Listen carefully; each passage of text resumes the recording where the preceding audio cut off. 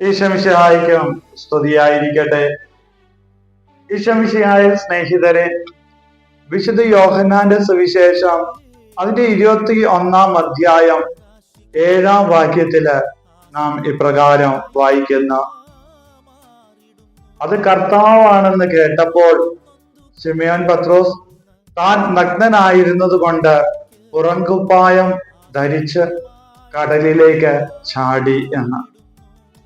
പ്രിയപ്പെട്ടവരെ, കർത്താവാണെന്ന് കേട്ടപ്പോൾ അവൻ വസ്ത്രമണിഞ്ഞ് കടലിലേക്ക് ചാടുന്നതായിട്ടാണ് കാണുന്നത്.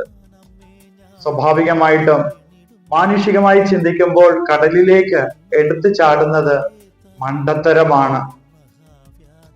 എന്നാൽ പത്രോസിന് താൻ ആയിരിക്കുന്ന ഇടം, അതായത് ആ വള്ളം എന്നതിനേക്കാളും ഉപരിയായിട്ട് എവിടെയാണോ ദൈവമായിരിക്കുന്നത്, യേശുനാഥനായിരിക്കുന്നത്, അവിടത്തേക്ക് ചാടി പോകുവാനായിട്ടാണ് ആഗ്രഹിച്ചത്.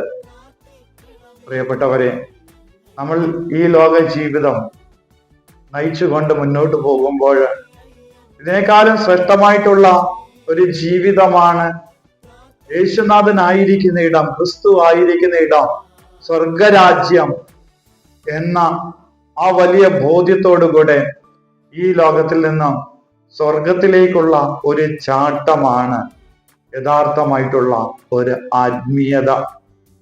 പ്രിയപ്പെട്ടവരെ, ആയതിനാല് പത്രോസിനെ പോലെ നമുക്കും ഈ ലോകത്തെക്കാൾ കൂടുതലായിട്ട് ക്രിസ്തു എവിടെയാണോ അവിടെ ആയിരിക്കുവാനായിട്ടുള്ള തിടുക്കം കൂട്ടല് നമ്മുടെ ആത്മീയ ജീവിതത്തിൽ ഉണ്ടാകട്ടെ എന്ന് പ്രാർത്ഥിക്കാം. ദൈവം നമ്മളെല്ലാവരെയും സമൃദ്ധമായി അനുഗ്രഹിക്കട്ടെ.